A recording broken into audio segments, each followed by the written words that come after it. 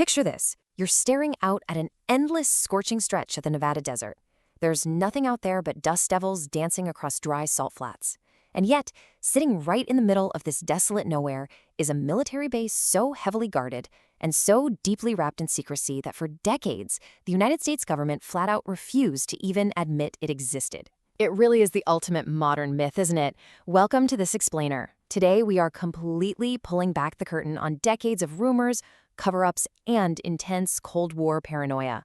We're going straight to the declassified source material to finally separate all those pop culture fantasies from the absolutely astonishing historical reality of Area 51. It's the burning question we've all asked at some point. The exact mystery that has fueled blockbusters, countless books, and an absolute pop culture obsession for generations. What actually happens behind those heavily armed chain-link fences and intimidating use of deadly force authorized signs? Are there extraterrestrials locked away in deep underground bunkers? Or is the truth actually a story of cutting-edge human engineering? Well, to answer that, we really have to drop the sci-fi movie plots and look at the actual declassified history. Because when you get right down to it, the reality of what the government was doing out in that Nevada desert is arguably so much wilder than any science fiction movie you've ever seen. And we should emphasize that for over 50 years, the government's official stance on Area 51 was nothing but complete, absolute silence. They wouldn't confirm a single thing. Exactly. The silence was deafening until a massive historic shift happened in 2013. Through a Freedom of Information Act request filed by George Washington University, a massive, unredacted CIA history was finally released to the general public. And in it, the CIA explicitly stated Area 51 was used as an aerial testing ground for U.S. government projects. For the very first time in history, the government officially acknowledged the base's existence. They dropped the whole alien facade entirely to reveal its true, grounded purpose, which was developing highly classified aerial surveillance programs. Okay, but if it was just a secret aerial testing ground all along, where did the whole alien theory even come from in the first place? Why go straight to extraterrestrials? To understand that leap, you really have to look at the massive collision between public myth and classified reality. It actually starts years earlier, back in 1947, with the incredibly famous Roswell incident. That was the event that truly sparked the modern UFO craze when a so-called flying saucer supposedly crashed in the New Mexico desert. Right, the legendary Roswell crash. Everyone knows that story. Right. But the declassified records show that the wreckage wasn't a saucer at all. It was actually debris from something called Project Mogul. This was a top-secret military effort using these massive high-altitude balloons equipped with microphones, and their goal was to detect Soviet nuclear tests from across the globe. So the public created this elaborate mythology of aliens, while the reality was entirely rooted in Cold War espionage. And as we're going to see, that exact same pattern repeated itself perfectly in the Nevada desert. So let's dive into part one, building Paradise Ranch. Back in 1955, the U.S. was absolutely desperate for intelligence on the Soviets. Legendary Lockheed engineer Kelly Johnson was tasked with finding a remote testing ground, and he found the Groom Lake Salt Flat. To lure highly skilled aerospace workers out into the harsh, unforgiving middle of nowhere, he gave the desolate base an ironic, enticing name, Paradise Ranch. Wow, when you see the aircraft they were building out there, it barely even looks like a traditional plane. The wingspan is just massive. Oh, it's a completely radical design. That is the U-2, affectionately known by its pilots as the Dragon Lady. The CIA actually funded this project secretly to bypass all the normal military bureaucracy channels. And Kelly Johnson's elite Skunk Works team managed to deliver the very first aircraft in just 8 months. It was an absolute engineering marvel for the time. Think of it as basically a massive glider with a jet engine strapped to it, explicitly built to fly higher than Soviet radar could possibly reach. Also, the U.S. could safely peer behind the Iron Curtain. Now, to really grasp why people were so confused, you have to put yourself in the mindset of a commercial pilot or an everyday civilian back in the 1950s.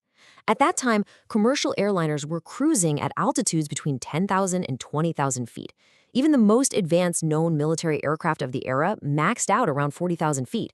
The general accepted consensus was that manned flight simply couldn't go any higher than that. So if you're a commercial pilot flying your standard route, and suddenly you spot something metallic catching the sun's reflection way up at 60,000 feet... Exactly. It looked completely impossible based on everything they knew about physics and aviation. It looked, quite frankly, alien. And that immense altitude discrepancy leads directly to the staggering statistic straight from those declassified CIA documents. Over 50% of all UFO reports in the late 1950s and most of the 1960s were directly attributed to classified U-2 and later Oxcart flights. Wait, hold on. You're saying more than half of all UFO reports from that entire era were literally just our own secret spy planes? More than half. The military tracked everything. They knew exactly what people were seeing in the sky, but because these surveillance programs were highly classified and crucial to national security, they couldn't just come out and tell the public, hey, don't panic, that's just our brand new spy plane. Instead, they actively chose to blame the sightings on natural phenomena or high-altitude weather research to throw people off the scent. Which brings us to our second section, engineering the Blackbird. Because the U-2 couldn't stay untouchable forever, right? Right. They responded with Project Oxcart, who centered on the Lockheed A-12, the direct predecessor to the legendary Blackbird. See, by 1960, the worst-case scenario happened. A Soviet surface-to-air missile actually shot down a U-2. So in an instant, the era of slow, high-altitude gliders was completely over.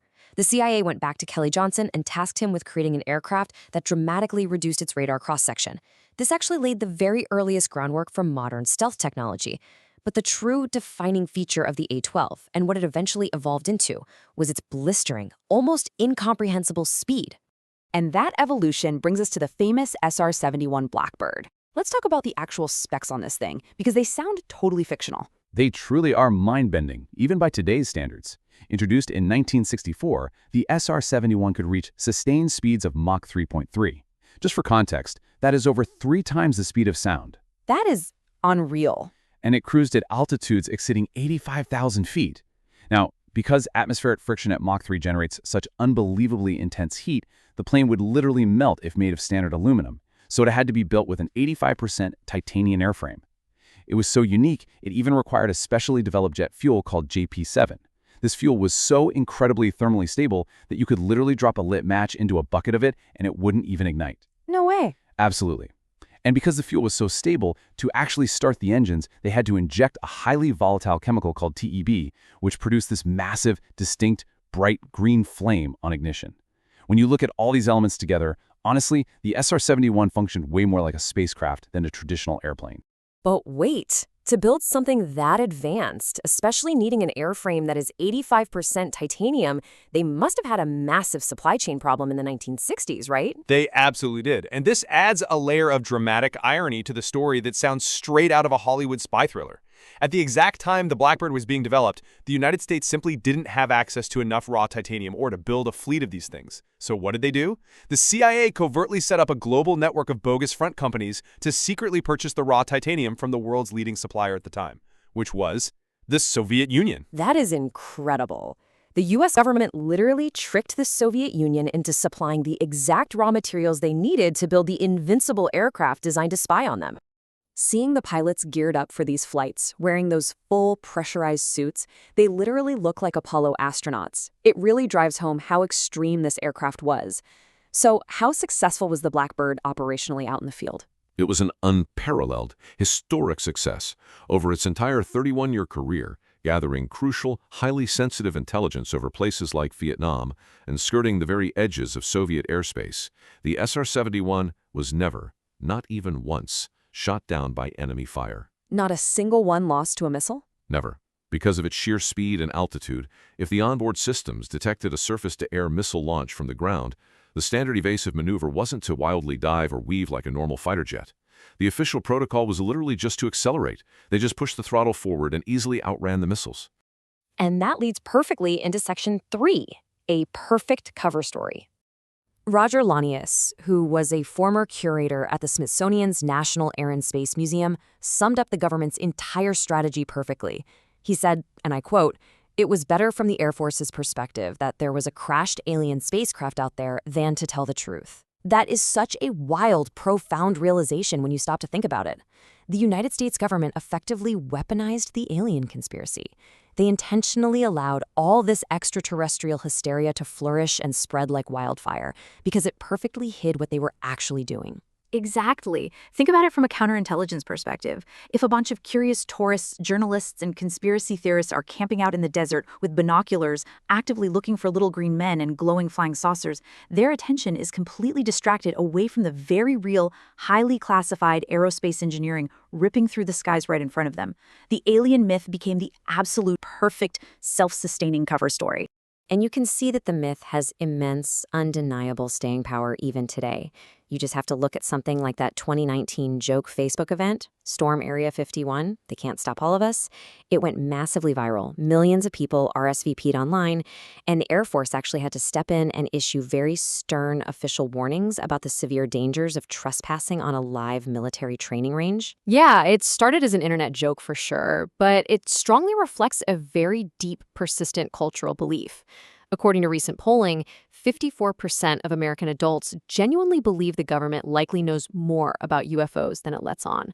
The intense allure of the forbidden, of a secret base hiding cosmic truths, it continues to absolutely captivate the public imagination, completely detached from the declassified reality we've been talking about.